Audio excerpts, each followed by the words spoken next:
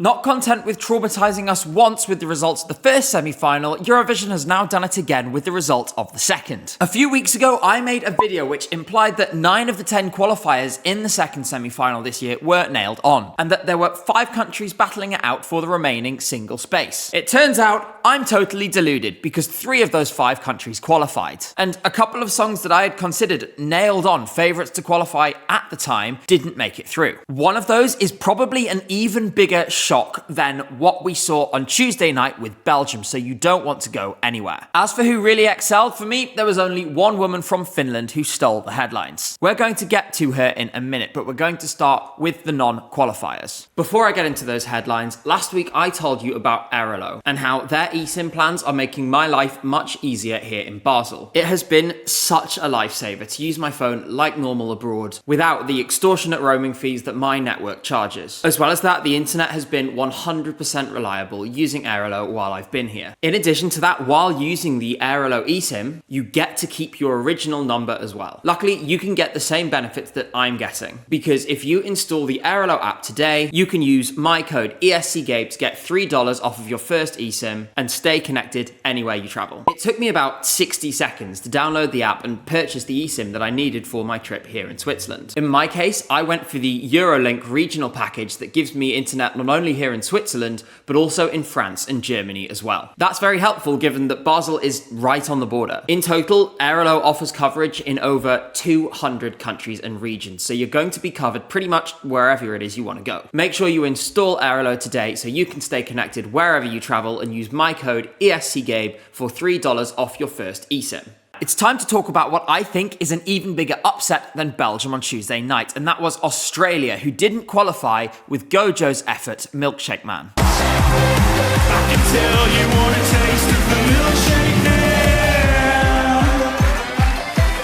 This has been a big grower for me the entire season and has turned into one of my most listened songs of the entire contest. I'm not the only one who is enjoying this either. Every single conventional indicator suggested that this was going through. It wasn't meant to be a close run thing either. Somehow we've ended up in a totally different position. My only question is, how exactly? What was Gojo meant to do? This is a slickly produced pop song that worked beautifully on stage. It was performed in a charismatic manner, and it was slick from start to finish. It had a fun and memorable prop, it had some slick costume changes, and a catchy hook and call response that made qualification, for me at least, a total no-brainer in advance of the show. This being out means that basically nobody will have guessed 10 out of 10 qualifiers correctly tonight, because nobody saw this coming. While it only has just happened now, and I'm sure that more theories will develop over time, at the moment I only really have one key thought here. That is that some people simply found the sexual nature of this a little bit too on the nose. We saw this with Dizzy by Ollie Alexander last year, who got a 0 in the televote with a very sexual performance. While it is of course the case that Finland and Malta, both of which we'll come to in a bit,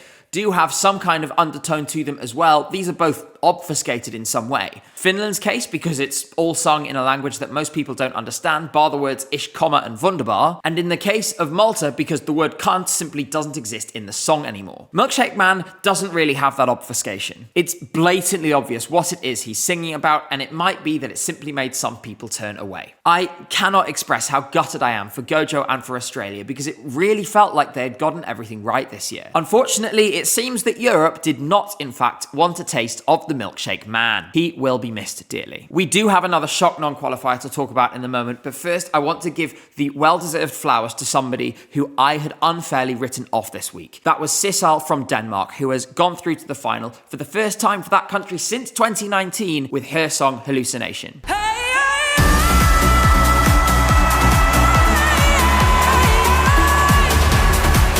This is one of the songs that qualified from that aforementioned qualification battle video alongside Armenia and Latvia, who will both get honourable mentions later in the video. Sisal was fighting against some tough odds here because since that video she had drifted away in the chances of qualification. In addition to that, she basically started from scratch after the national selection. She hated her performance then and was very vocal about that fact. So they tore up everything. The outfit changed, the staging changed, the choreo changed, the colouring of it changed. And after all that work, I, along with, to be fair, most of the rest of the fan press and media, were so wrong to write her off based on what we had seen in rehearsals. I've compared this song to Hera Björk's Je ne sais quoi a few times this season, which is a perfect example of a traditional Eurovision-style pop song, performed well and done in a solid manner. We saw tonight that Sisal is operating on that level too. Let's be very clear here, because she absolutely smashed it, clearly had recovered from the illness that had hampered preparations this week, and delivered when it mattered the most. On the basis of what we saw, the energy felt right with the crowd in the room, and she seemed to rise to the moment when it demanded it of her. The European public clearly responded to that and sent her to the final. Sometimes you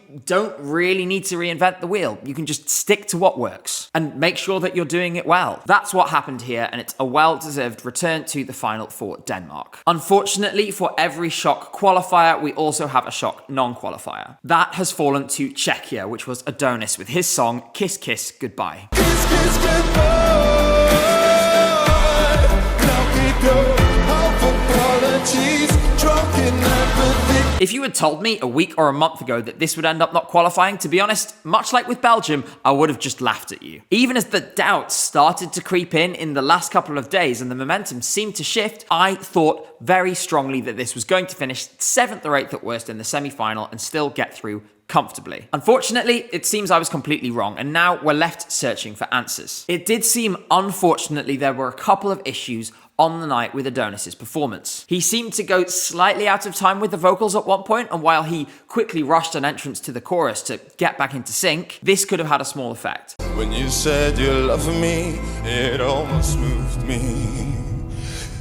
Kiss, kiss, kiss, goodbye. That said, because most of the rest of the performance seemed fine on TV to me, I don't think this momentary lapse will have cost them too much of their vote. What seems more likely to me is that the wow moment that this performance is intended to have, which is the dance break, simply didn't connect with the public in the way the Czechs will have hoped. As much as I love this song, I still love it, and as much as I believed in this project from the start, I can see how it may have come too late in the song for that big moment to come, and why some people may have tuned out already. There were also some criticisms of the staging here being too empty, but to be honest, if you're one of the people making this criticism, I don't really know what you want the Czech Republic to do here. They are very open about the fact that they have a small budget, and pyro and wind machines and big props are extremely expensive. The reality is, a lot of delegations in this contest don't have the tens of thousands of euros per prop to spend on adding those kinds of things. On a personal level, this one is difficult to swallow. Adonis sat on this very couch just 2 days ago, and we discussed his song and his motivations in detail. In addition, the Czech delegation are so good at getting the most out of that tiny budget we talked about. And this is the second year in a row where, in my opinion, they've put something compelling together that has fallen just short. My message really here is very simple. Czechia must stay in the contest. Despite how things have gone this year and last, they are doing the right things in the right ways. A couple of strokes of bad luck knocking them out of the contest altogether would be a crying shame, and I really hope that all of the work goes into making next year's entry even better. I know they have it in them. Hopefully this won't be how the story ends. It's time to talk about some of the most anticipated songs in this semi-final, and the first one of those is Austria. That was JJ with his song Wasted Love.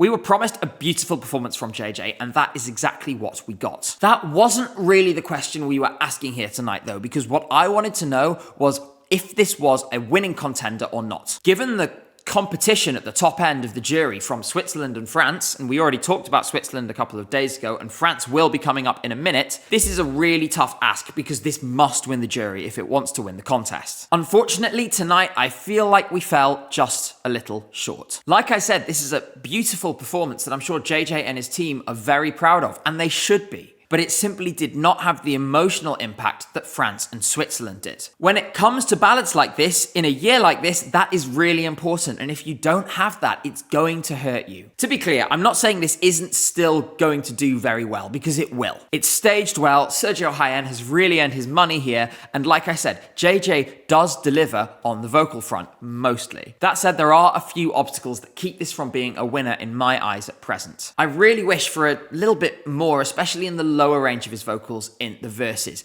It just feels a little more unsteady than the beautiful falsetto that comes out in the choruses. I do wonder whether some of these might be nerves because that shows up in your lower register first if you're not feeling 100% confident. But I also fear that previous concerns about his vocals being a turn-off because of the style of them might be about to come true in the final, and as a result that could bring his televote score down. JJ will, of course, have his chance to prove me wrong on Saturday night. It may be that I need to repeat this section with clown music on it when I talk about the final result next week. Another song with big hype tonight was Malta, not to win the contest, but to see what Miriana was going to bring with her song, Serving. Do it all up.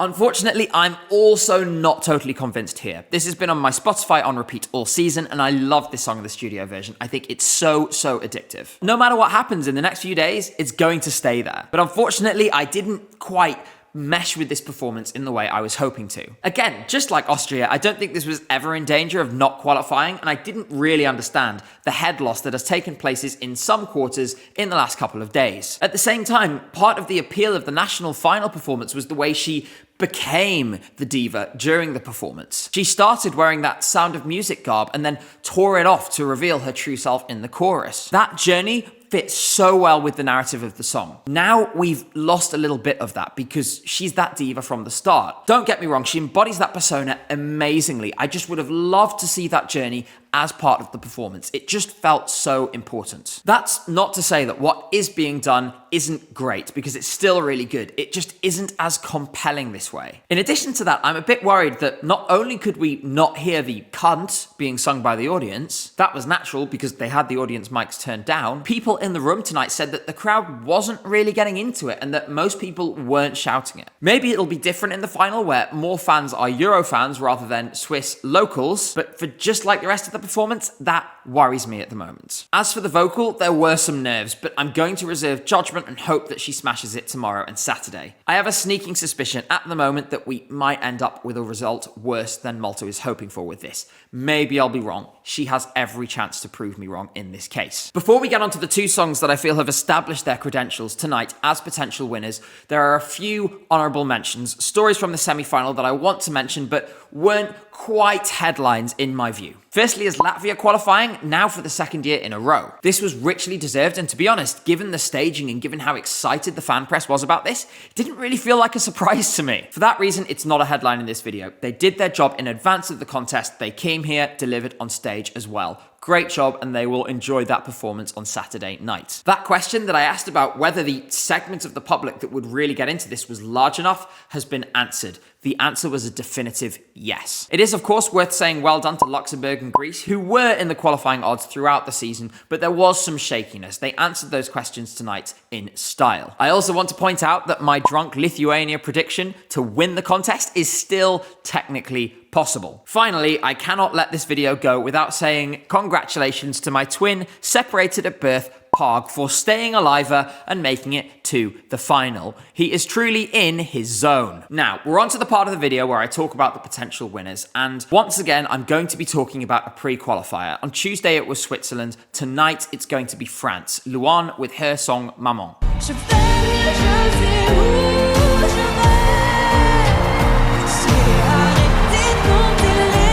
Much like with Austria, this could have gone one of two ways tonight. In my opinion, Austria weakened very slightly in its chances. This song took its chance. All through the season, I felt a connection to this and the meaning that underpins it, and my only hope was that the staging would do the right kind of visual storytelling that would allow everyone on TV to understand it well too. Personally, I'm very happy to say that it feels like that has been achieved. We needed some kind of mechanism that reflected the cycle of life and the passing of time that is central to this song's meaning. The use of sand works so well here. Luan primes us for this right at the start by holding an hourglass. We then see sand used in a much grander scale throughout the rest of the song. I also really love the way that Luan looks to the heavens at the moment where you hear her daughter's voice at the end. This felt so poignant. For me, there was a special meaning here too. When I interviewed her a couple of days ago, she had said that this is the probable last time that she is going to publicly reflect on the passing of her mother in her music. This feels like a real point of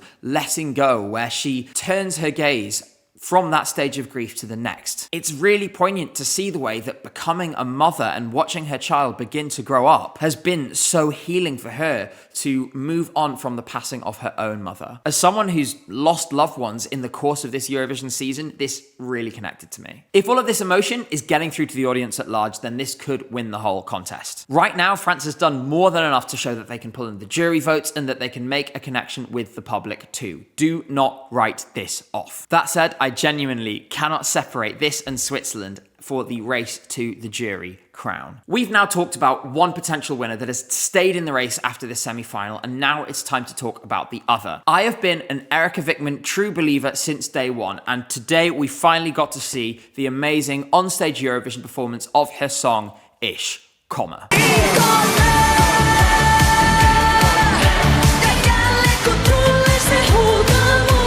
When I first said days after this released that this could win the contest, the response was not one of agreement. Most of the comment section of that video, a lot of which consisted of Finn, said, "Love the enthusiasm, but we just don't see it." I'd like to think that a lot of people are changing their opinion since then. In my opinion, her performance tonight was a level above everyone in this show. Only France got close to it for me. It takes a truly special artist to be able to command the stage in the way that Erika is doing without props. It's just her on stage with her mic stand and us, the viewer, for the first 2 minutes of this song. She totally dominated the arena, just like she did at UMK, in a way that nobody else is capable of. It takes someone really special to be able to do this. This is the biggest winning vibe that I have felt from this song at any point since it was released all those months ago. I also think she did well to recover from what looked like a really scary slip on the microphone when she was hoisted up in the air. That would have been really unsettling, but she got back to it and didn't let it detract from the performance.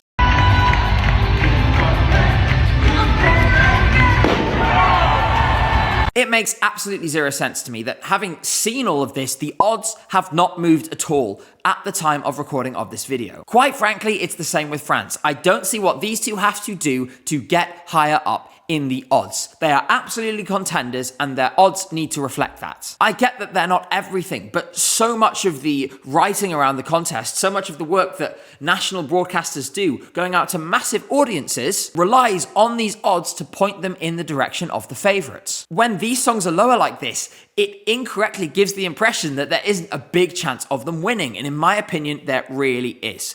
In Erika's case, it's pure cinema, the vocal is right, the staging is right, and I absolutely and squarely refuse to back down from my position that she could take us to Tampere next year. We will see in just a day's time from the release of this video whether I was correct or not, or whether I'm totally deluded. Personally, I still think I could be on the money. For now, I want to thank you again for all of the incredible support this week. If you're looking for something more to watch, there's plenty more videos and live streams on this channel waiting for you to see them. That includes an exclusive interview with the previous executive supervisor of the Eurovision Song Contest, Jon Ola Sond. That was a real personal highlight for me as someone who grew up watching his editions of the contest, and I hope you're able to share that too. Please go watch that when you're done here. As always, make sure to like the video, make sure to subscribe to the channel if you enjoyed it, and I will see you again very soon.